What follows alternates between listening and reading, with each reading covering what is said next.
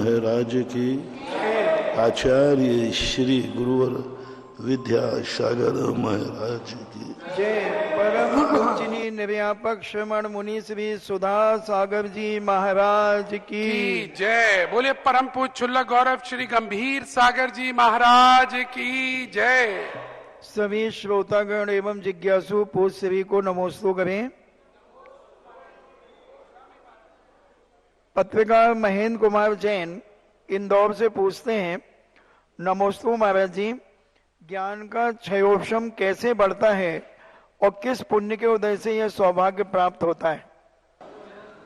ज्ञान के जो आवरण करने वाले जो प्रत्यय हैं, उन प्रत्ययों से बचना चाहिए। आत्मा का स्वभाव है, आवरणित होना हमारा स्वभाव नहीं है। ज्ञान का क्षयोपशम बढ़ाना नहीं है, आवरण को हटाना है। और आवरण करने वाले हैं तद प्रदोष निर्नव माश्चर्यांतरायात। तद प्रदोष, दूसरों के दोष निकालना, दोषारोपण करना, ये है। निन्नव, छुपाना, अपने आप को मायाचारी करना, छुपाना, दूसरों के प्रति छल आदि भाव रखना, माश्चर्य भाव, ईर्षा भाव रखना, आच्छादन, दूसरों के गुणों को ढांकना, आसाधना, ज्ञान की आसाधना करना, ज्ञानी की आसाधना करना, ज्ञानी को अज्ञानी कहना, ये कुछ ऐसी बातें हैं जिनको यदि हम अपने जीवन से निकाल दें तो ज्ञान तो हमारी निधि है, हमारी संपत्ति है। वो तो जाकर के दूसरे के यहाँ आवरणित होकर गिरवी रख दी है, इसलिए परेशान हो।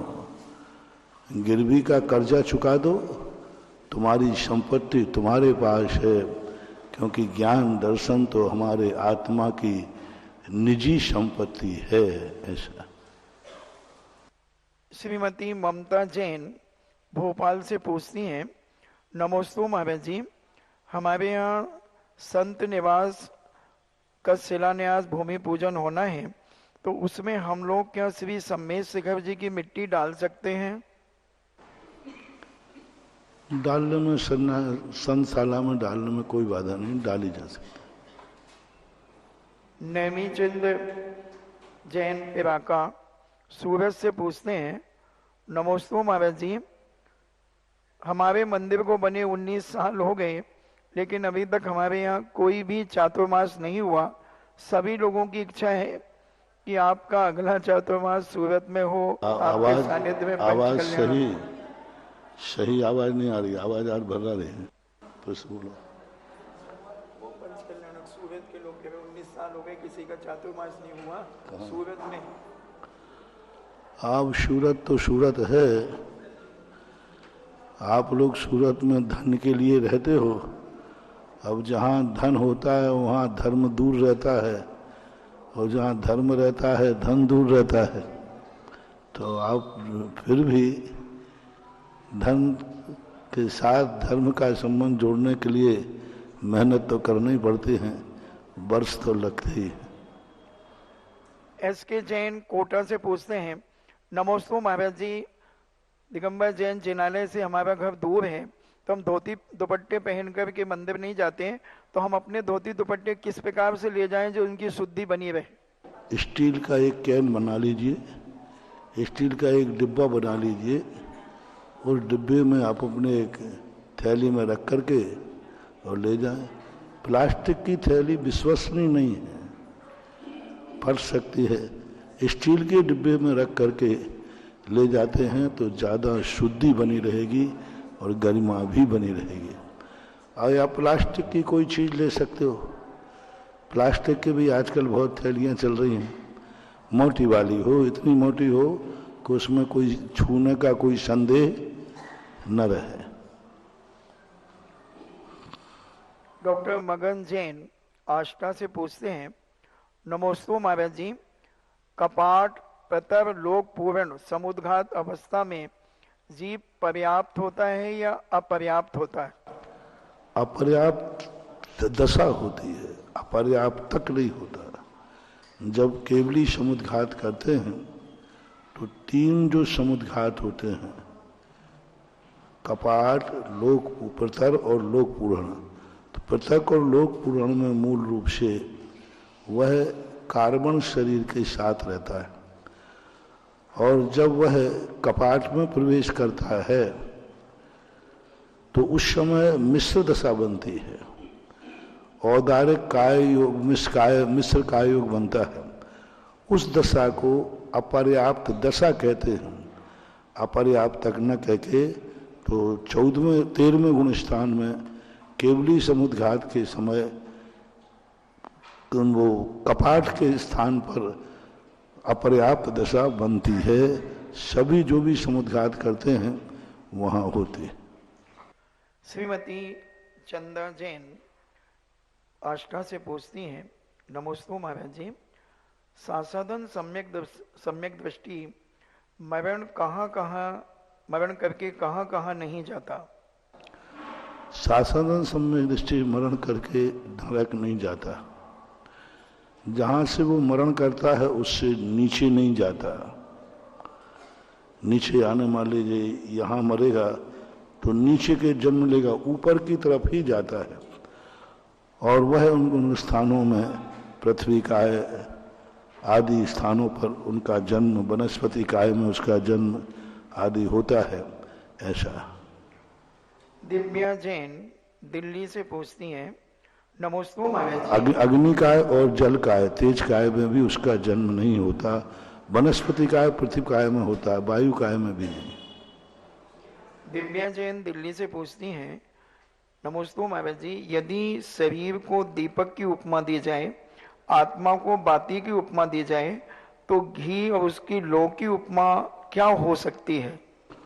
ये उपमाएं आपकी प्रासंगिक नहीं होगी, क्योंकि आत्मा का जो दीपक की उपमा दी जाए तो सिद्ध भगवान के दीपक है ही नहीं, तो फिर वो बिना दीपक के हो जाएंगे। और यदि गुणों के लिए बाती की उपमा दी जाए तो गुणों में से ही तो ज्ञान प्रकट होता है। तो ये शरीर को आप नहीं ले सकते, आज जीव को लेता है। जीव द्रव्य दीपक है, ज्ञान गुण बाती है, उनकी पर्याय मति ज्ञान, शुद्ध ज्ञान, अवध ज्ञान, मन पर्याय ज्ञान, केवल ज्ञान, ये ज्योति है। ऐसा बन सकता है। शरीर तो दीपक के रखने का स्थान है। थाली में दीपक रख दिया, चौकी पे दीपक रख दिया, थाली में दीपक रख दिया, तो ये शरीर तो थाली के समान कह सकते हैं, दीपक नहीं हो सकता है। ऐसा। श्रीमती नमिता जैन कोटा से पूछती हैं, नमोस्तु महाराज जी, नए और प्रमाण सम्यक रूप तो होते हैं, पर क्या ये मिथ्या रूप भी होंगे या नहीं? बराबर मिथ्या रूप होते हैं। यदि व्यवहार नय को व्यक्ति निश्चय नय का स्वरूप बता दे, निश्चय नय को व्यवहार नय का बता दे। पंडित जी साहब टोडरमल जी हुए हैं, उन्होंने मोक्ष मार्ग प्रकाशक में नयाभास और प्रमाणाभास की चर्चा की है। मिथ्या नय भी होते हैं। जब मिथ्या है, मिथ्या तो है, तो मिथ्या नय भी हैं। जैसे कोई कहे पर्यायार्थिक नय से जीव नित्य है, जैसे सांख्य मत, तो मिथ्या नय है। कोई कहे द्रव्यार्थिक नय से वस्तु क्षणिक है, तो मिथ्या है। तो ऐसा मानना पड़ता है। जो संबंध हैं उन संबंधों को तादात्म्य संबंध मान ले, निश्चय नय से संबंध मान ले, तो बराबर जो चीज सम्यक है, दुनिया में ऐसी कोई भी वस्तु नहीं है जिसका विरोधी शब्द ना हो। कोई भी वस्तु नहीं है ऐसी जिसका, आज सुबह ही कहा था ना, अस्थि और नास्ति। अस्थि है तो हर वस्तु का नास्ति भी है, नास्ति है तो अस्थि भी है। तो ऐसा मानना चाहिए। सम्यक है, नियम से कहीं ना कहीं मिथ्या है, मिथ्या है कहीं ना कहीं सम्यक है। जैसे परसों कहा था ना, यदि तुम्हें कहीं भ्रष्ट साधु मिले, तुम्हें कभी अच्छा साधु नहीं मिला, कौन सा साधु मिला? भ्रष्ट, तो निश्चित निर्णय कर लेना दुनिया में कहीं ना कहीं अच्छा साधु भी है, क्योंकि ये भ्रष्ट है। देखना, बिल्कुल उल्टा थर्मामीटर लगा लिया। क्योंकि भ्रष्ट साधु है तो कोई ना कोई अच्छा साधु जरूर है। हाँ, पाप है तो पुण्य जरूर है। नास्ति से चलो, नास्ति से अस्थि का ज्ञान ना। और जब यदि तुम्हें अच्छा साधु मिल जाए तो नहीं सोचना भाई मुझे तो अच्छा साधु मिला है इसलिए सभी अच्छे होंगे, ये मत कर लेना। जहां जहां अच्छा साधु है वहां कहीं ना कहीं गलत साधु भी है। आज तक कोई भी युग ऐसा नहीं आया जहां सभी अच्छे साधु रहे हो। चौथे काल में पूज्यवर कुंदकुंज स्वामी ने लिखा है, सब चौथे काल में, आदिनाथ के समय, अजितनाथ के समय, रामचंद्र, उस समय भी भ्रष्ट साधु थे। उस समय भी बहुत सारे रुद्र आदि ऐसे भ्रष्ट साधु होते थे चौथे काल में। आज भी ऐसे नहीं है जितने उस समय होते थे, क्योंकि अच्छे साधु हैं। कैसे अंदाजा लगाऊं कि भ्रष्ट साधु हैं? क्योंकि अच्छे साधु हमने देखे हैं। इसका अर्थ कहीं ना कहीं बुरा साधु भी है। और बुरा मिल जाए तो क्या कहना? कहीं ना कहीं अच्छा साधु जरूर है, क्योंकि ये बुरा है। दुख है तो कहीं ना कहीं सुख है, सुख है तो दुख है। दुनिया में एक भी वस्तु नहीं है जिसका नास्ति ना हो, नास्ति यानी विरोधी ना हो, ऐसा हो ही नहीं सकता।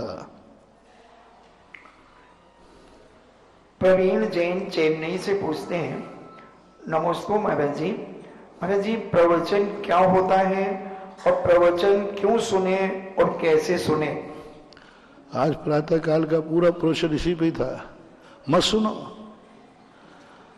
भगवान से तुम्हारा संबंध जुड़ ही नहीं सकता, क्योंकि भगवान की बात तुम्हें समझ में आएगी नहीं और तुम्हारी भाषा भगवान को आती नहीं, क्योंकि वो बड़े आदमी हैं।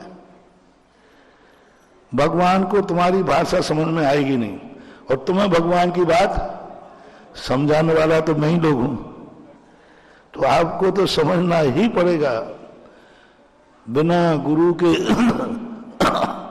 हम भगवान को भी नहीं समझ सकते। ये भगवान है, कौन बताए?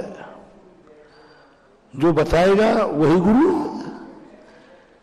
इसलिए प्रवचन जो उनके होते हैं उस समस्या का समाधान करते हैं जो हमारे ज्ञान से बाहर है। ज्ञान से जो बाहर होता है उनके संबंध में गुरु उस रहस्य को, गुरु अपनी तरफ से कुछ नहीं बताते, कुछ नहीं बताते।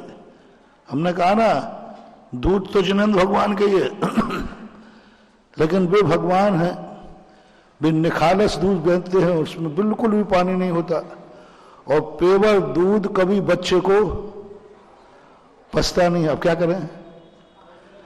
भगवान दूध में पानी मिलाएंगे नहीं, बच्चे को बिना पानी का दूध पचेगा नहीं और तुम बिना दूध के रहोगे नहीं। अब क्या करें?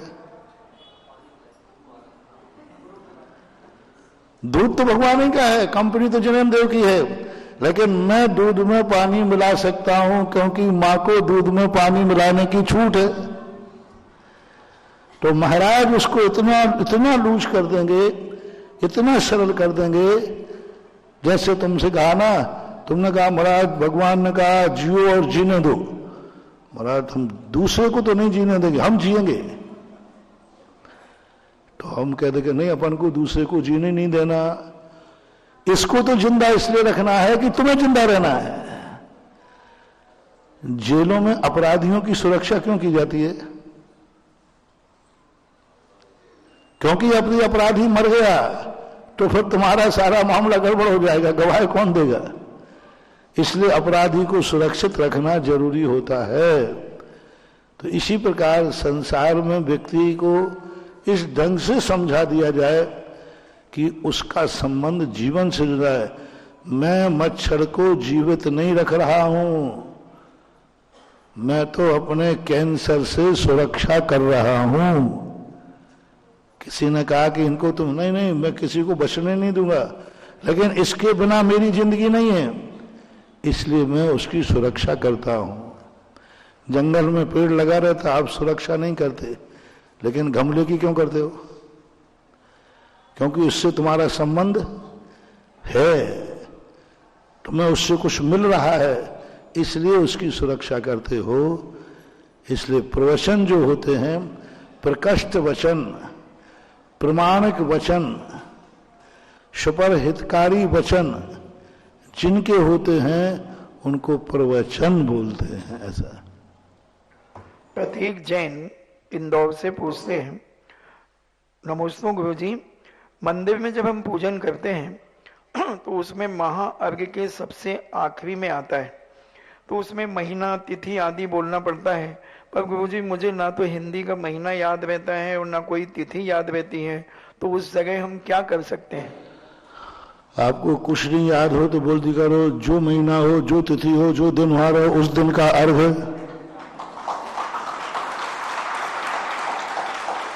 आड़म ताड़म कछु न जानम सेठ वचन प्रमाणम।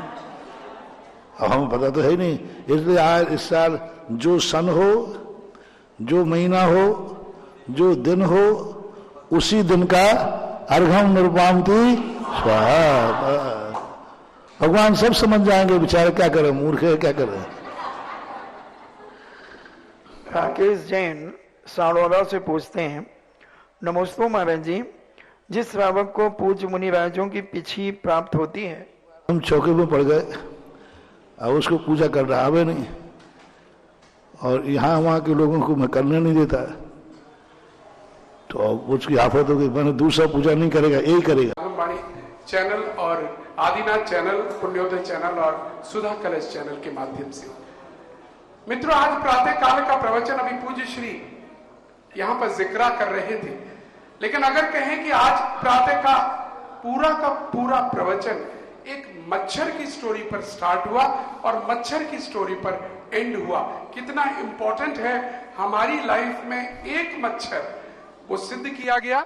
और उस छोटे सी बात को जब सबकी समझ में आया, हमारे कूड़ मगज खुले, तब हमें समझ में आया गुरुदेव हमें जियो और जीने दो की कला समझा रहे हैं।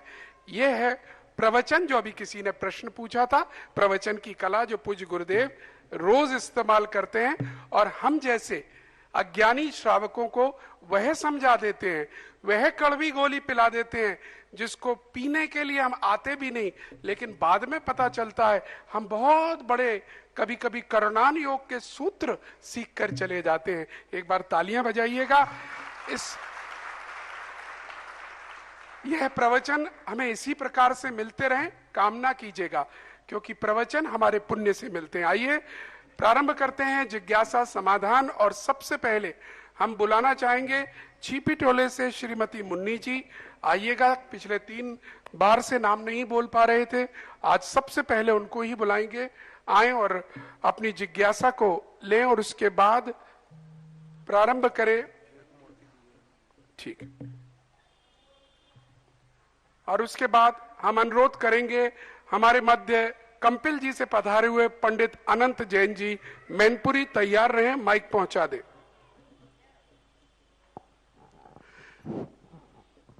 नमोस्तु महाराज जी, नमोस्तु इच्छामी महाराज जी। महाराज जी, मेरा प्रश्न है कि एक मतलब अपगत वेदी आता है, जैसे नौवीं गुणस्थान में अपगत वेदी, और एक पर्याय की प्रत्याशक्ति, और एक अपभ्रंश भाषा, ये इनका मतलब क्या है सबका? अपभ्रंश भाषा, अपभ्रंश भाषा, ये कौन सी भाषा? प्रत्याशक्ति, ठीक है। और पहला था अपगत वेदी। अपगत वेदी वो कहलाते हैं जब अनादि काल से जीव नियम से किसी ना किसी वेद में रहता है, या तो स्त्री वेदी होगा, या पुरुष वेदी होगा, या नपुंसक वेदी होगा।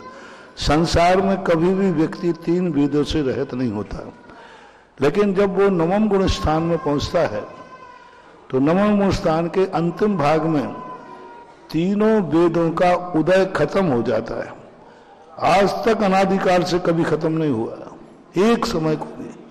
लेकिन जैसे नवम गुण स्थान के आखिरी पाए पे पहुंचता है तो वहां समस्त वेदों का उदय खत्म हो जाता है, और छपक श्रेणी चढ़ने वाला है तो सत्ता में भी वेदों का समाप्त हो जाता है। इसलिए अपगत वेदी नौवें गुण स्थान से आखिरी गुण, नौवें स्थान के आखिरी भाग से लेकर के 14वें गुण स्थान तक के जीवों को अपगत वेदी कहते हैं। प्रत्याशक्ति कहलाती है निकटता, प्रत्याशक्ति उसी के साथ में है, वह नहीं है लेकिन उससे दूर नहीं है। जैसे सैटरडे संडे है, इन दोनों की प्रत्याशक्ति है। सैटरडे संडे नहीं है, संडे सैटरडे नहीं है, लेकिन संडे और सैटरडे की प्रत्याशक्ति है। एक के बाद 4 और 5 की प्रत्याशक्ति है, दोनों आंखों की प्रत्याशक्ति है। एक नहीं है लेकिन एक साथ निकटता होने को प्रत्याशक्ति बोलते हैं, यानी उसके निकट। दूसरा होता है प्रत्याशक्ति के बाद अपभ्रंश, एक भाषा है, अपभ्रंश भाषा है। प्राकृत और संस्कृत इन दोनों के बीच में मिलकर के जो बनती है वो अपभ्रंश भाषा कहलाती है। अपभ्रंश भाषा के जैसे अपभ्रंश भाषा का एक दिन हमने कहा था पुजारो शब्द था तो पोछारो बन गया, पुछारा, मंदिर का पुछारा, अब अपभ्रंश हो गया। किसी भाषा से, किसी संस्कृति नहीं, बोलते बोलते पुजारा बोलना होगा तो किसी तोतला होगा तो पुछारा, और तोतला होगा कोई बड़ा आदमी। नगर का सेठ होगा तो नगर सेठ जी जब पुछारा बोल रहे तो पुछारा ही होगा, लेकिन जब से पुजारा वाले भी पुछारा ही बोलने लगे तो अपभ्रंश शब्द कहलाता है। बहुत सारे अपभ्रंश भाषा, लेकिन 150-200 साल तक भारत में बीच में अपभ्रंश भाषा ही रही है। 7वीं शताब्दी के बाद के ग्रंथों में अपभ्रंश भाषा का बहुत सारा ग्रंथ मिलते हैं। परमार्थ प्रकाश अपभ्रंश भाषा है, रघुचर्य का पौम चर्यु अपभ्रंश भाषा है, नेमिनाथ चर्यु अपभ्रंश भाषा में, पाषाण चर्यु पार्श्वनाथ अपभ्रंश भाषा में, बहुत सारे ग्रंथ अपभ्रंश भाषा में। मात्र जैन दर्शन में सबसे ज्यादा अपभ्रंश भाषा में ग्रंथ लिखे गए हैं, तो ये अपभ्रंश एक भाषा है। एक प्रश्न है, जैसे तीर्थंकर और कामदेव और चक्रवर्ती, शांतनाथ, कुंतुनाथ और रेनाथ, ये चक्रवर्ती भी थे और कामदेव भी थे और तीर्थंकर भी थे। तो जैसे शांत मतलब जो कामदेव को देख करके तो राग के भाव होते हैं और तीर्थंकर को देख करके वैराग्य के भाव होते हैं, तो ये तीनों मतलब 2 पद के धारी थे, तो इनको देख कर लेकिन जब कोई बड़ी चीज आ जाती है तो छोटी चीज गौण हो जाती है। कामदेव एक वैभव की अपेक्षा, सौंदर्य की अपेक्षा से उनको वो शक्ति मिली, लेकिन तीर्थंकर प्रकृति बलवान होने से वो कामदेव का जो स्वरूप था वो गौण हो जाएगा कि बड़ों के सामने छोटों की शक्ति वैसा ही गौण हो जाती है। इसलिए कामदेव एक छोटा पद था, तीर्थंकर और चक्रवर्ती पद बड़ा हो जाने से वह तीर्थंकर के रूप में ढल जाता है। वंदे दिकौ पारनाम कौचः, जैसे आप बीच में खड़े हो जाएं, इधर 1000 बल्ब चल रहा है, इधर 100 पावर का बल्ब चल रहा है, छाया किस तरह पड़ेगी? 100 पावर वाले बल्ब की कोई छाया नहीं होगी, लेकिन 1000 वाला उधर छाया पड़ेगी। अब वो 100 पावर वाले का कोई मूल्य नहीं रहा, क्योंकि 1000 पावर यहाँ जल रहा है। तीर्थंकर 1000 पावर वाली है, कामदेव 100 पावर वाला है, तो 900 पावर तीर्थंकर का ज्यादा है। वंदे दिकौ पारनाम कौचा, तो लोग उनसे राग करने जाएंगे और देखते देखते वैरागी हो जाएंगे। चलिएगा, अब मैं आवाज देना चाहूंगा तीर्थ क्षेत्र कमेटी से पधारे, कंपिल जी से पधारे श्री पंडित अनंत जैन जी मैनपुरी, और साथ में जो कंपिल जी से अन्य लोग भी आए हों साथ में जरा खड़े हो जाएं, क्योंकि सबकी भावना थी कि पूज्य श्री कंपिल जी आप कब पधारेंगे। पंडित जी, आपका प्रश्न।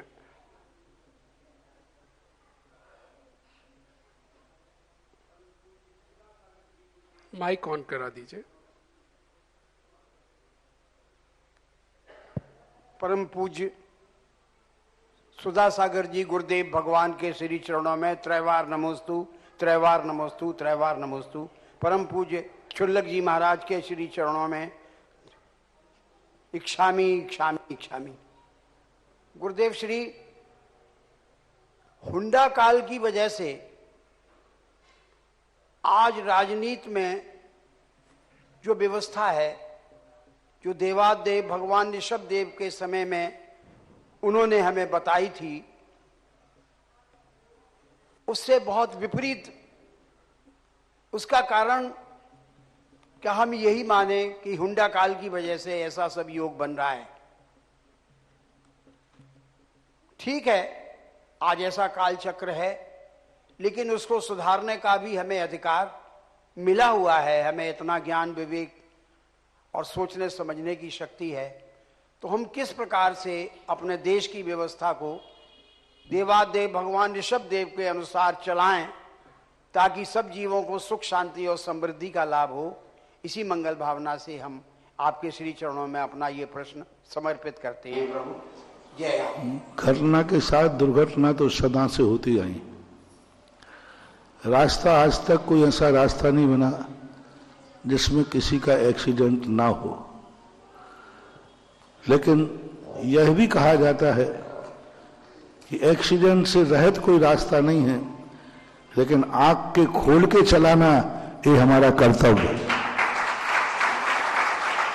हम चाहें कि ऐसा कोई रास्ता मिले जहां कोई दुर्घटना ना हो, नहीं, वो तो है ही नहीं रास्ता, पर हमें सावधानी बरतना पड़ती है। आज राजनीति में जो कुछ हो रहा है, क्या जो कुछ हो रहा है उन्हीं नेताओं का दोष है कि तुम वोटरों का भी दोष है?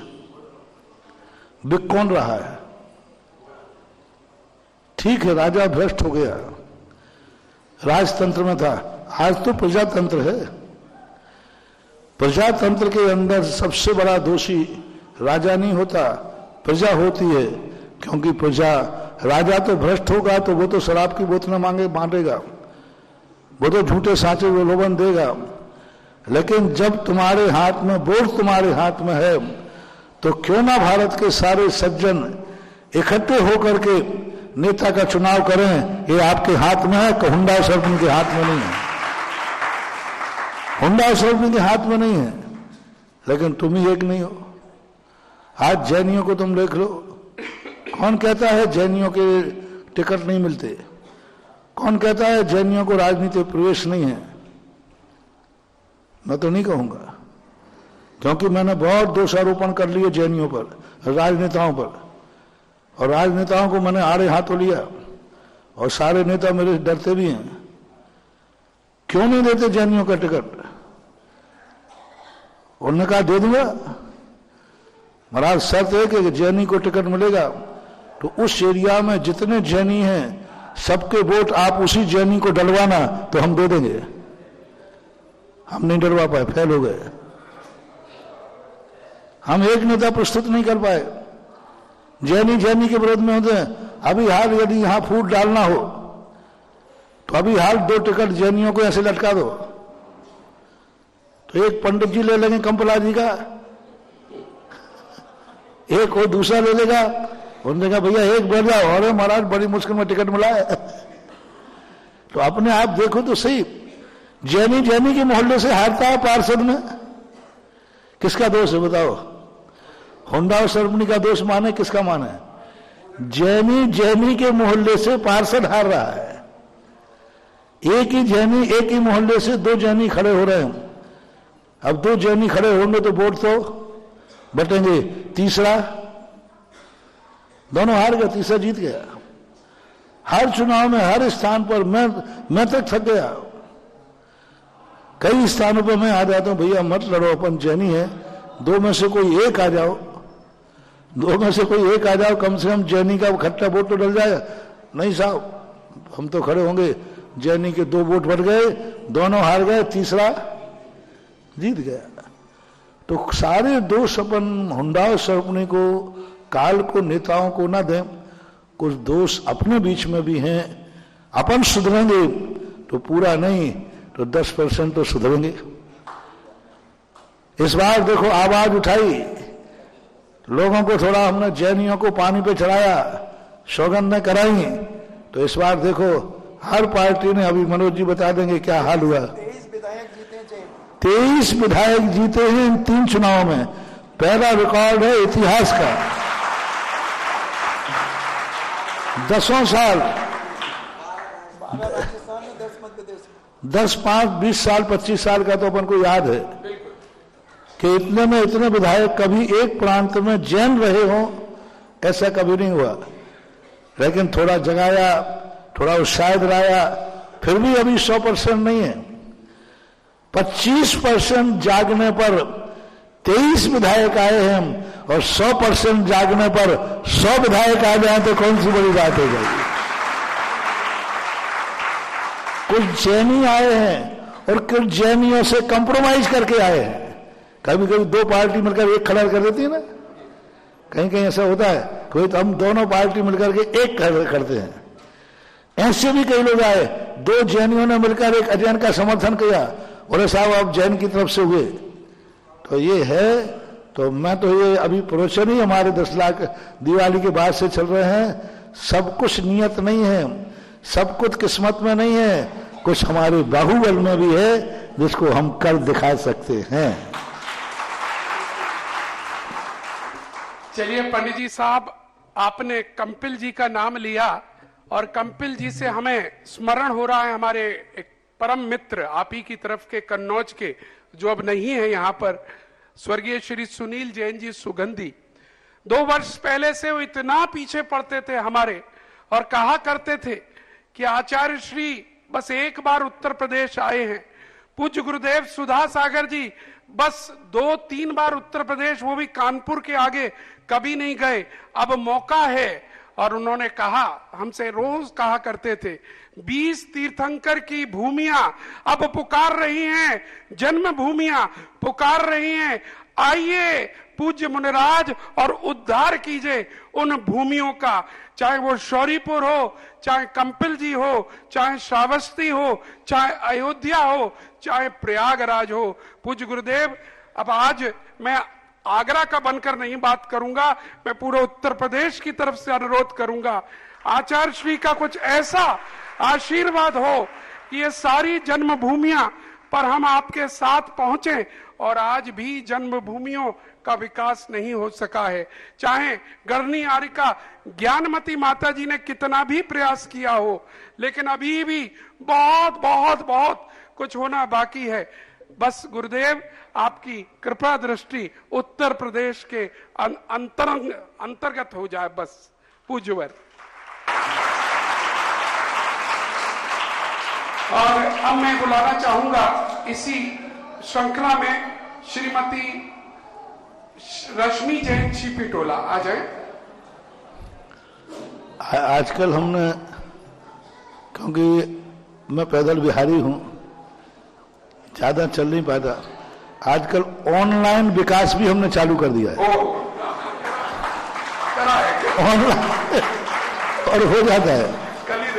आपके ये जो है ना विजय धुर्रा आया था, कहा राजलाल जी थोबंदी का, अब राजस्थान में हमें टाइम हो गया था, और महाराज जी आस लगाए लगाए हम तो थक गए, आप कभी ना कब आओगे कब नहीं आओगे, उनके ऊपर है। यदि तुम चाहो तो ऑनलाइन तुम्हारे क्षेत्र का विकास कर सकता हूं। तो उन्होंने कहा ऑनलाइन करने की, तुम्हें सबको, मैं वहां नहीं आऊंगा, तुम सब यहां आ जाओ और मेरी बात मान लो।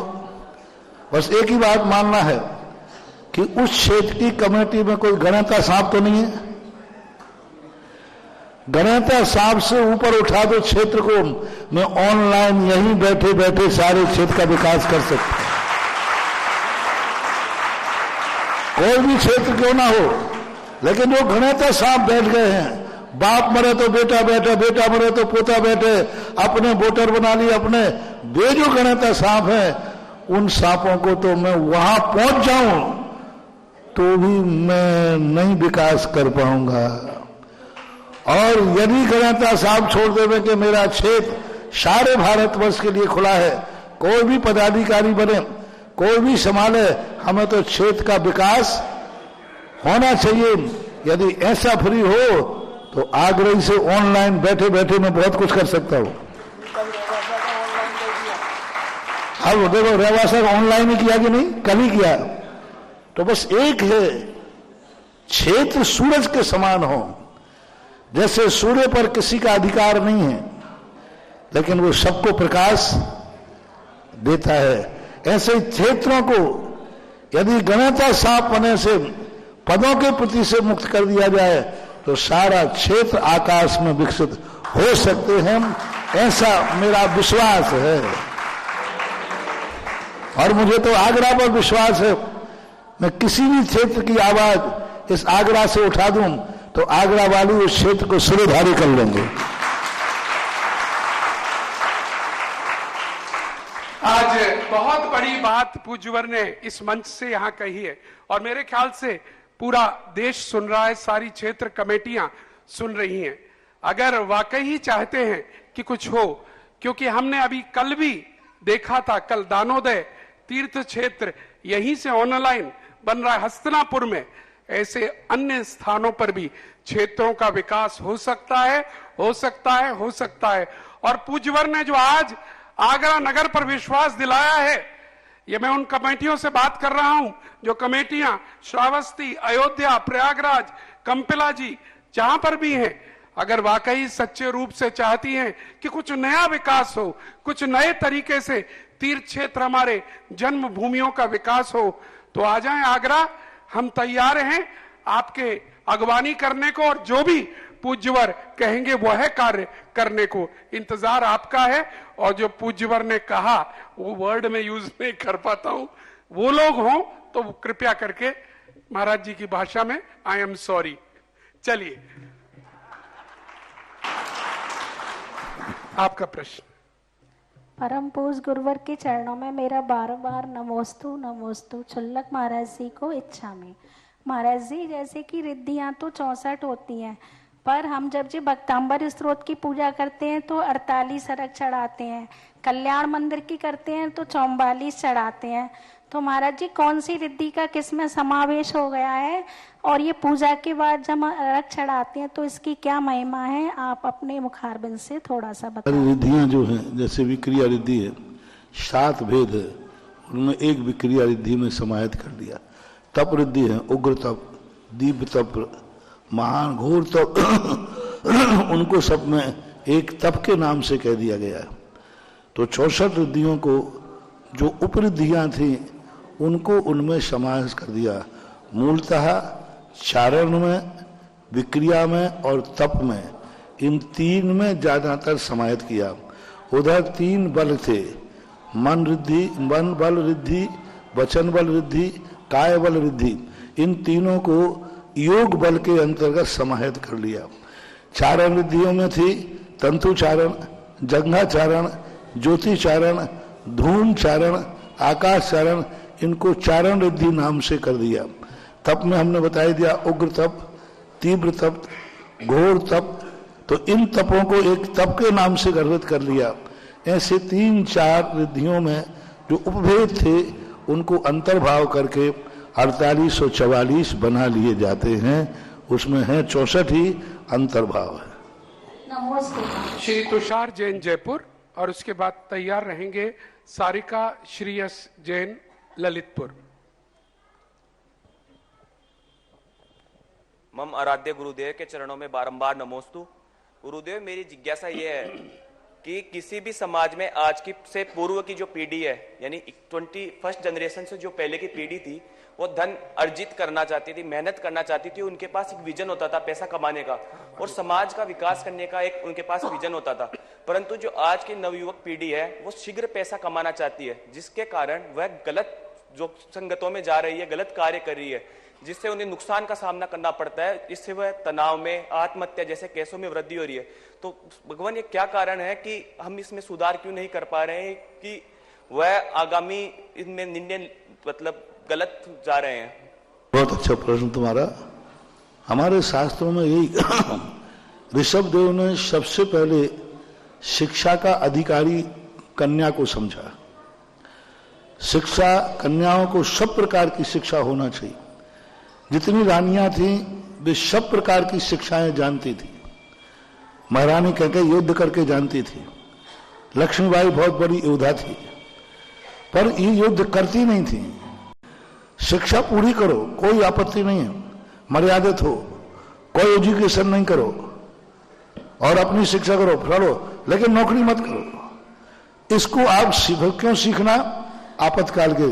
क्योंकि नारी एक ऐसी विपदामय है कि उसकी जिंदगी पति के आश्रित है, बेटा के आश्रित है, और ये दोनों कभी हाथ से चले गए तो उसकी जिंदगी क्या होगी। इसलिए नारी को हमेशा तैयार रहना चाहिए।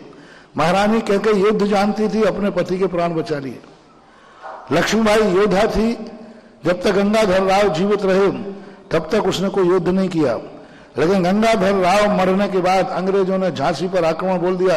महारानी बाई ने तलवार उठाकर कहा, राजा मरा है, रानी जिंदा है।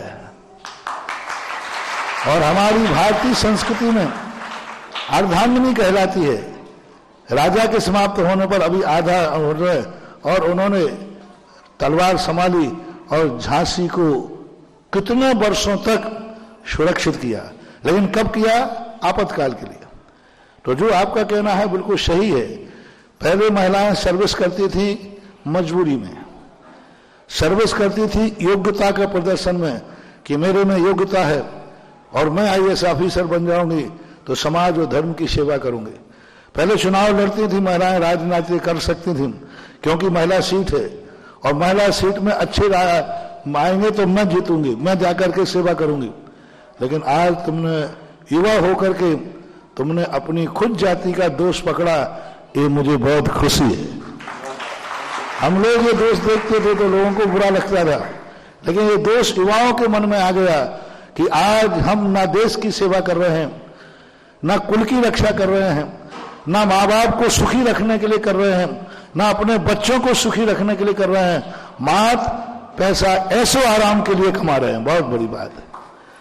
आज जितने बड़े लोगों की बच्चियां ज्यादातर आज सर्विस की तरफ इसलिए नहीं जा रही हैं कि उनका परिवार गरीब है, सास ससुर के लिए सेवा करना है, क्योंकि हमारे सास ससुर में बीमारी का खर्चा बहुत है, हमारे सास ससुर में बहुत ज्यादा खर्चा है, उनके लिए मुझे नौकरी करना पड़ेगा क्योंकि पति की आमदनी इतनी नहीं है कि घर का खर्चा चल जाए, इसलिए मैं नौकरी करती हूं। मेरा उसको दोनों हाथ से आशीर्वाद है। किसको आशीर्वाद है? पति का इतनी आय नहीं है कि वो खर्च चला ले, तो पत्नी को सहयोग देना ही चाहिए, देना ही चाहिए। बेटों को पढ़ाने की क्षमता पति में नहीं है तो पत्नी को कमा करके बेटों को पढ़ाना चाहिए। लेकिन जिनके पतियों के पास इतना धन है, इतना कमा रहे हैं, सब परिवार चल रहा है, फिर वो शौक से जो कर रहे हैं वो नियम से अय्यासी के लिए नौकरी कर रहे हैं। और जो पैसा आएगा वो नियम से कुल को कलंकित करेगा, जाति को बर्बाद करेगा और अंत में स्वयं की जिंदगी को भी बर्बाद कर देगा। आज जितने बच्चे बच्चियां वो नौकरी की तरफ जा रहे हैं उनमें बिल्कुल बहुत अच्छा बेटा रीजन बन रहा। भगवान करे सारे युवक युवतियों में ये अकल आ जाए तो मेरा प्रवचन समझ में आ जाए। धन्यवाद तुषार, आज आपने एक बहुत इंपॉर्टेंट बात पर कर दिया है। आपने बहुत ही इंपॉर्टेंट बात आपने यहां पर करी है। आज हमारी बेटियां ध्यान दें, बहुएं ध्यान दें। जो पूज्य गुरुदेव ने कहा है वो कभी भी नौकरियों के खिलाफ नहीं है। योग्यता के अनुसार नौकरियां अगर कर रहे हैं, आवश्यकता के अनुसार, तो अवश्य करिएगा। परंतु अगर आवश्यकता नहीं है, जैसा सारी बात में कहा गया है, तो आज दूसरों का हम लोग नकल करते जा रहे हैं। दूसरों की नकल मत करिएगा। हमारे यहाँ सबसे बड़ा दान आहार दान कहा गया है। और आज मेरी प्यारी बेटियों, बहुओं, आज आपकी इस वजह से आपका पूरा घर ये बड़े दान, आहार दान से वंचित हो रहा है। ध्यान रखना, क्योंकि आज सब बच्चे तक आपके बाजार का खाना खा रहे हैं, आप तो खा ही रही हैं। इस तरह से भागे मत मैदान छोड़कर। परिवार एक महत्वपूर्ण कड़ी है, उस परिवार में आप सबसे महत्वपूर्ण है। आप रहेंगी तो परिवार जुड़ा रहेगा, इसलिए आपको संभालना है। आइएगा।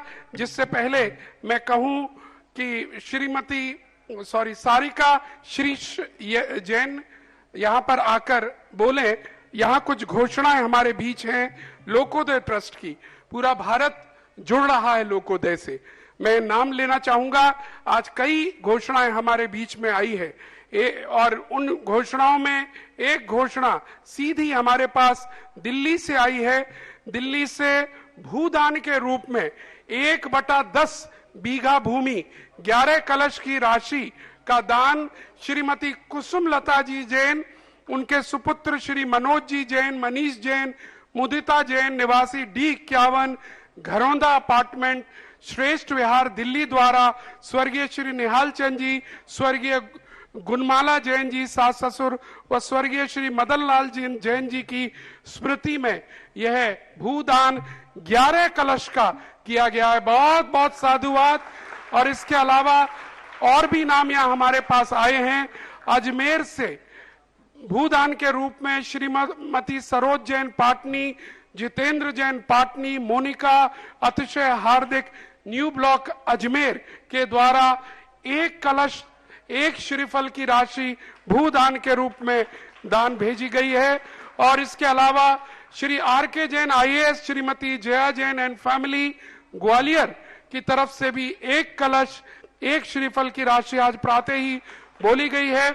और इसी के साथ कमला नगर आगरा से अनमोल जैन, उषा जैन, कोमल जैन, धैर्य जैन, सन्मति परिवार की तरफ से भी 1 कलश 1 श्रीफल की राशि बोली गई है भूदान के रूप में। और इसके अलावा यहां पर प्रतिमा जी के लिए नाम आया है और नाम है श्रीमान राकेश कुमार जैन, डॉक्टर अनीता रानी जैन, इंजीनियर आयुष जैन, दिव्यांश जैन, 20 अशोक एनक्लेव, दयालबाग, आगरा। और इन्होंने सहस्त्रकूट में 1 प्रतिमा की घोषणा हमारे मध्य यहाँ पर कही है। इसके अलावा भी हमारे पास आज कई घोषणाएं और हैं और वह घोषणा है श्रीमान रमेश चंद जी जैन, सुमन जैन, मोनू जैन, रेशी जैन, अर्चना जैन, अभिषेक जैन, रितुल जैन, आदित्य जैन, फतेहाबाद वाला परिवार, अपने पूज्य पिताजी स्वर्गीय मनोहर लाल जी जैन एवं पूज्य माता जी श्री रेवती जैन की स्मृति में 1 प्रतिमा 5 कलश और 5 श्रीफल की राशि की इन्होंने दान की घोषणा की है सहस्त्रकूट जिनालय में। और एक और परिवार छिपीटोले का जुड़ा है श्रीमान सुमेर चंद जी जैन, गोपाल जैन, ललित जैन, उर्मिला जैन, ऋचा जैन, चिनकी, अयांश, ऋषु, अरहम, अरिहंत व समस्त मांगरोल परिवार छिपीटोला का भी जुड़ा है। छुरलक जी के प्रवचन काम आ रहे हैं। चलिएगा, जरा तालियां बजा दीजिएगा। और आपका मम हृदयांगन में विराजमान मम कुल दोनों कुलों के इष्ट गुरुदेव को बारंबार नमोस्तु इच्छामि महाराज श्री। गुरु, मेरा प्रश्न सुबह के प्रवचन से है। आपने बताया था आस्ति और नास्ति। गुरुवर, अस्थि को तो हम अपने जीवन में कई बार देखते हैं और इसे मान भी लेते हैं, लेकिन नास्ति को नहीं मान पाते। जैसे गुरुदेव, मेरा मन ये मानने को तैयार नहीं होता कि कोई विपत्ति रोग आते हैं तो हम पूरी ताकत लगा देते हैं अपने भगवान से, अपने गुरुजनों से इससे निकलने के आशीर्वाद के लिए। अपने कर्मों का फल मान के इसे नास्ति मान के स्वीकार क्यों नहीं कर लेते हैं? यदि ऐसा नहीं करेंगे तो कुछ अस्थि में ऐसी मर्यादाएं हैं कि जहां गुरु की भी गति नहीं, ऐसी मर्यादाएं हैं जहां भगवान की भी गति नहीं, ऐसी मर्यादाएं हैं कि गंधोदक की भी गति नहीं, ऐसी मर्यादाएं हैं जहां निधत्त निकाचत कर्म बोलते हैं, वो अस्थि को स्वीकार नहीं करते। उसमें भगवान भी लपेट में आएंगे तो भगवान को भी निपटा देंगे। वो पारसनाथ आदिनाथ का हमने उदाहरण दिया। आदिनाथ को हम अस्थि कथन से देख रहे हैं कि ये भगवान है, लेकिन 1% नास्ति कथन भी है। कर्म भगवान को नहीं गिनता है। भगवान हमारी दृष्टि में है और कर्म की दृष्टि में वो भगवान नहीं है। कर्म की दृष्टि कर्म कहता है कि तुम्हारे होंगे भगवान, मेरे तो अपराधी हैं, इन्होंने बैल को मुस्का बांधा था, मैं तो इसको दंड दूंगा। क्या भगवान को भी कोई दंड दे सकता है? आस्तिक कथन सोचे, आस्तिक कथन अपन सोचे कौन है जो भगवान को दंड देगा? लेकिन ये समझो कि कोई नहीं है दुनिया में। भगवान को भी दंड देने वाला है जिसका नाम कर्म है।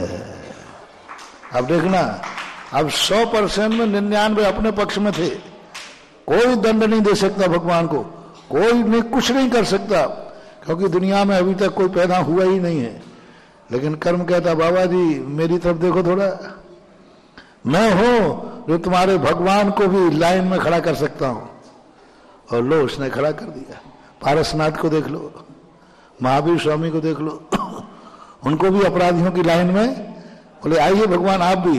अरे मैं भगवान हूं। भगवान चुपचाप रहो, आ जाओ लाइन में, भक्तों के भगवान हो मेरे। तो अब देखो 1% वहां पर। तो नास्तिक कथन से हमें क्या लाभ मिलता है? आज जो मैं प्रवचन की उस धारा को ले जाना चाहते थे कि अस्ति कथन से हम भरोसे पर रह जाते, हम विश्वास पर रह जाते, और एक दिन हम टूट जाते, हताश हो जाते। हमने सब इतना किया, इतनी भक्ति की, इतना सब कुछ किया, और फिर भी वही हुआ जो हम नहीं चाहते थे। मन थोड़ा सा आता है कि नहीं? क्यों आया मन? क्यों आया मन? हताश क्यों हुआ? क्यों मन में थोड़ा सा विकल्प आया? मैंने क्या किया? मैं धर्म तो कर रहा हूं, दिन भर देखो, मैं जैसे मेरे को देखो, मैं सुबह से 4 बजे से उठकर धर्म तो कर रहा हूं, कौन से पाप कर रहा हूं? ये कर्म मुझे ही नहीं छोड़ रहे हैं, ये धर्म क्या कर रहा है? हलो साहब, अब यदि हमने नास्तिक चिंतन किया होता कि नहीं 1% कितनी बड़ी शक्ति में बन जाऊं, 1% कहीं ना कहीं खतरा है, तो आज हम नास्ति से निपटने की हिम्मत रखते जैसे आदिनाथ ने। आदिनाथ में नास्तिक कथन का चिंतन था, पारसनाथ को नास्तिक कथन का चिंतन था, तभी तो इतने ताकतवान होकर 8 दिन कमर से पिटते रहे, फिर भी उसको भस्म करने का भाव नहीं आया, क्योंकि वो जानते थे कि नास्ति भी दुनिया में है। तो नास्ति का चिंतन करने से हमें नकारात्मक शक्तियों से भिड़ने की ताकत आती है, शक्ति आती है कि नहीं, यदि आ भी जाएगा तो पहली बार तो आएगा नहीं, अस्थि कथन वाला कहेगा, फिर कोई कहे आ जाएगा तो निपटने की। देखो मैंने इतनी महंगी गाड़ी खरीदी है, इसका एक्सीडेंट कभी होता ही नहीं, होगा ही नहीं, और मैं एक्सप्रेस रोड, कोई एक्सप्रेस रोड होता है, हाँ बहुत एक्सप्रेस, जहां कुत्ते भी नहीं आ पाते बीच में, कोई जाल, अब मेरा क्या बिगड़ेगा? कुछ नहीं बिगड़ सकता। गाड़ी भी 4 करोड़ की मर्सिडीज है, कौन सी बड़ी? वो डायना वाली चली थी, डायना की सबसे बड़ी गाड़ी थी, बता रहे डायना की, अब नाम मुझे पता नहीं, डायना ही कह रहे थे, मर्सिडीज गाड़ी थी, बता दो उसमें किसी का एक्सीडेंट नहीं हुआ, अंत में उसी में मरी, वो उसी के एक्सीडेंट से मरी। तो वो इसमें गाड़ी है, और रोड भी कौन सा है? अमेरिका का एक्सप्रेस। अब क्या होगा? अब तो अस्थि है ना। अभी हाल पहुंचता हूं, देखो कलकत्ता में पहुंचता हूं, जैन दर्शन कहता है यदि नहीं पहुंचे तो, अरे पहुंचूंगा कैसे नहीं? गाड़ी देख लीजिए, सब देख लीजिए, ड्राइवर भी, सब कुछ सही है, फिर भी जैन दर्शन कहता है नहीं पहुंचे तो क्या तैयारी है? नहीं पहुंचे तो रास्ते में एक टिफिन रख लो, नहीं 2 घंटे में पहुंच जाऊंगा। अरे भाई टिफिन रख लो। अरे क्या करेंगे महाराज, देखो 2 घंटे में पहुंचना है, नहीं पहुंचे तो 1%। उस गाड़ी में भी स्टेप नहीं दी जाती है, नहीं एक्सीडेंट होगा, लेकिन हो गया तो स्टेप नहीं रख लेना चाहिए, पाना रख लिया, यदि एक्सीडेंट हो गया तो कोई चिंता की बात नहीं, स्टेप नहीं है, पाना भी रख लिया है, तुरंत खोलेंगे। और तो नास्ति इसलिए नहीं कि हमें हताश होना है, नास्ति इसलिए कि यदि कुछ कदाचित कोई कर्म उदय में आएगा तो उससे निपटने की ताकत हमें है, हम घबराएंगे नहीं, क्योंकि हमने नास्ती का भी पहले से नाश्ता रख लिया था। श्रीश जी, मैं सोच रहा था आज आप पूछेंगे प्रश्न, लेकिन आपने पूछवा लिया। जरा खड़े हो जाइए 2 मिनट के लिए और जोरदार तालियां इनके लिए बजाइएगा। मित्रों, परम गुरु भक्त हैं और इतना सुंदर लिखते हैं, अपनी वृतांत इतनी बढ़िया हिंदी में लिखते हैं, आनंद आ जाता है आपको पढ़कर। एक बार जोरदार तालियां। और चलिए अब मैं अनुरोध करूंगा अरिंजय जी, जिनवाणी चैनल, आइए आप अपनी जिज्ञासा लें।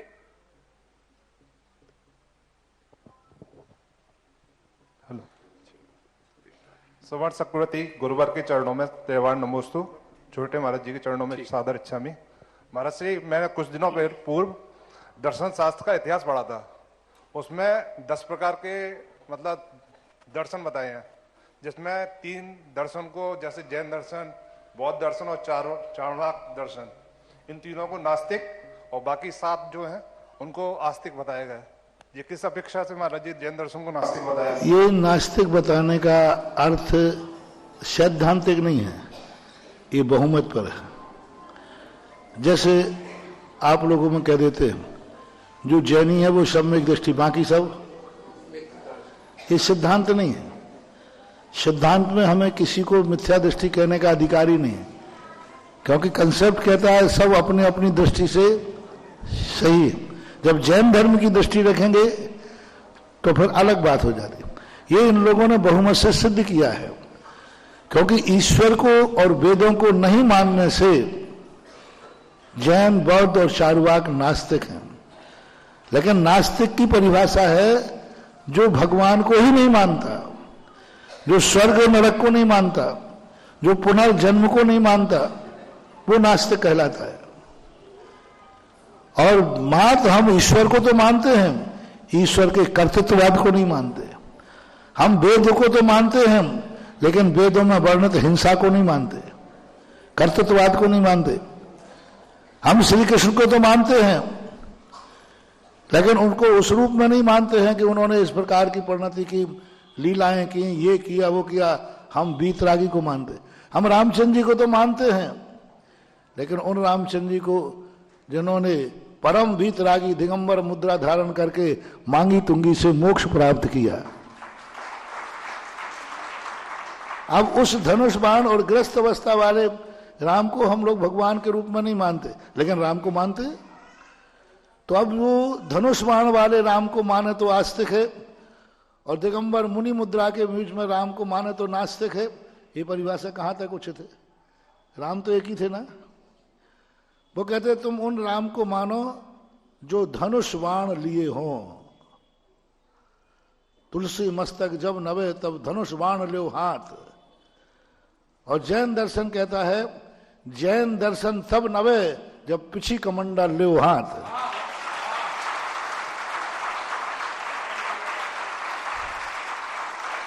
अंतर इतना सा है।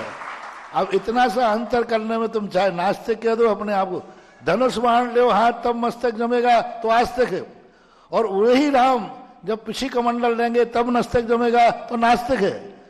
तो हम राम को नहीं मान रहे हो तब नास्तिक कहो, हम तो राम को तो मान रहे हैं, लेकिन भेष में अंतर है।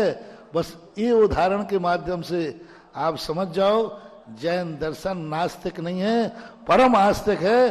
फर्क है धनुष बाण और पिछी कमंडल का, बस ये अंतर है। एक क्वेश्चन और महाराज सर, मेरा प्रश्न नहीं है, बट जिनवाणी चैनल के जो पर्दे के पीछे कार्य करते हैं उन्होंने क्वेश्चन किया है कि महाराज सर आप जिनवाणी चैनल में कब पधार रहे हैं?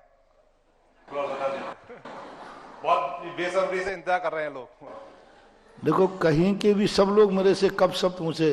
अभी कंपला जी पंडित जी साहब कहते महाराज आप तो ये बता दो कब आ रहे हो कंपला जी, और कितने दिन रास्ते में टाइम लगेगा। क्यों पंडित जी बोल रहे थे ना, कंपला जी वाले पंडित जी कहते थे महाराज जी इतना बताओ कंपला जी पहुंचने में आपको कितना समय लगेगा। तो मैंने एक ही जवाब दिया कि मैं सबको टाइम दे दूंगा, बस वो यमराज की फाइल तो मुझे दे दो।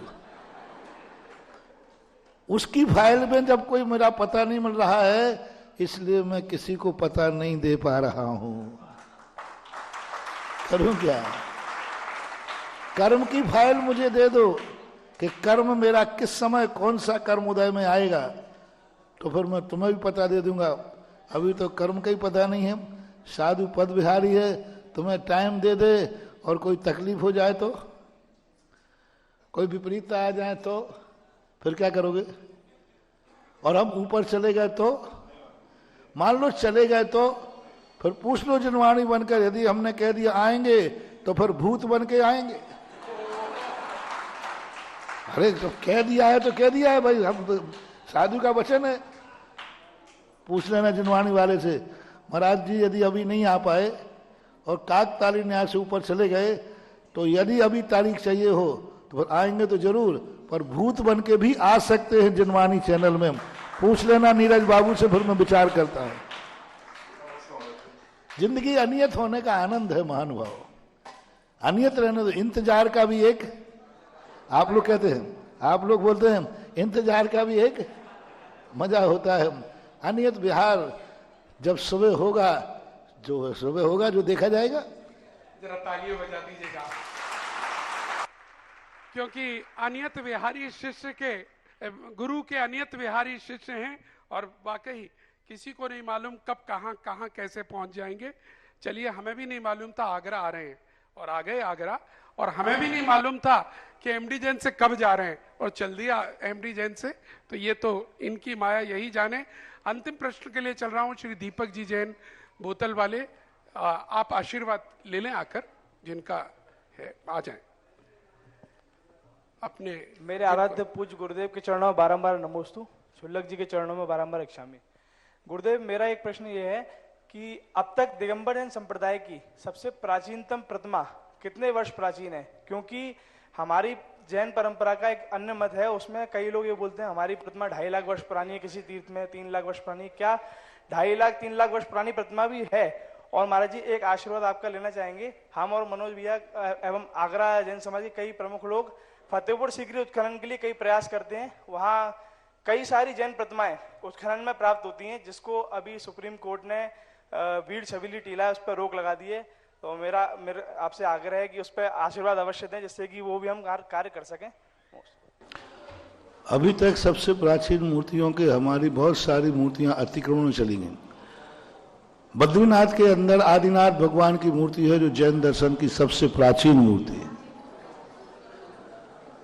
एक दो स्थानों पर और भी है जो दूसरों के कब्जों में है, और अभी वर्तमान में जो अपने कब्जे में मूर्ति है, इनका मेरे इतिहास से सबसे प्राचीन मूर्ति है जबलपुर के हनुमान ताल के अंदर रखे हुए आदिनाथ भगवान, जो उसके अनुसार, इतिहास के अनुसार राजा कर्ण ने जिसकी पूजा की है, पांडवों के समय की, पांडवों के काल की वो मूर्ति का रूप माना जाता है, उसकी कलाकृति से, उसकी प्राचीनता से। अब पांडवों का काल कब था? नेमिनाथ भगवान का काल। तो नेमिनाथ भगवान के काल की वह मूर्ति 84,000 लगभग वर्ष पहले, जो भी आता हो, इतने वर्ष पहले की वह मूर्ति है। ऐसा अब तुम कहो उसने वर्ष प्राचीन दस्तावेज किसके पास है? तो विश्व के किसी के पास भी उतना प्राचीन नहीं है। 2-2.5 लाख वर्ष कह रहे हैं, तो उनसे पूछो दस्तावेज क्या है। अरे हमारे पास 500 साल पुराना दस्तावेज नहीं है। आज किसी से पूछा जाए 500 साल पुराने मकान का पट्टा कहाँ है?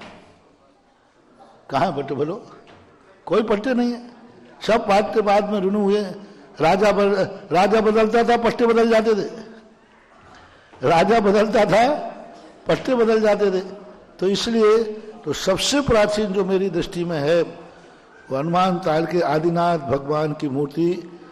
अभी तक के मूर्तियों के दर्शन करने में और शिल्प के दर्शन करने में सबसे प्राचीन मूर्ति हमारी दृष्टि से, वह इतिहास की दृष्टि से वह मूर्ति है। इसके बाद की एक और मूर्ति बताते हैं कि ब्रिटिश म्यूजियम में आदिनाथ महावीर स्वामी की एक ही पत्थर पर 2 मूर्तियां हैं, जो यहाँ से चोरी होकर अंग्रेजों के समय पर ब्रिटिश गवर्नमेंट के म्यूजियम में रखी हुई है।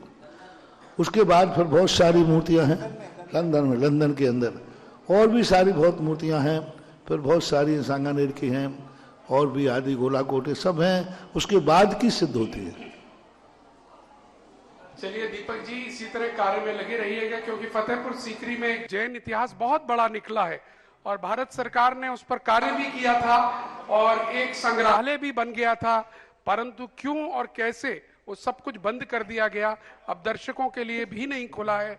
और जैन सरस्वती वहां, अति प्राचीन जैन सरस्वती वहां निकली है और कई दिगंबर और श्वेतांबर प्रतिमाएं भी वहां पर निकली हैं। चलिए समय हो चुका है और एक अनुरोध, जिन लोगों का नाम हमने अभी लिया था, जिन्होंने प्रतिमा दान या भूदान दिए हैं, उन सबसे हमारा अनुरोध है वो परिवार यहाँ पर आकर श्रीफल अर्पण करें। जिन जिन परिवारों के नाम हमने लिए थे, अगर वो यहाँ पर हों तो कृपया करके आकर श्रीफल, कमला नगर का एक परिवार आ चुका है, सन्मति परिवार आ जाए, और भी यहाँ एक दो परिवार हैं, वो कृपया करके आ जाएं और श्रीफल अर्पण करें।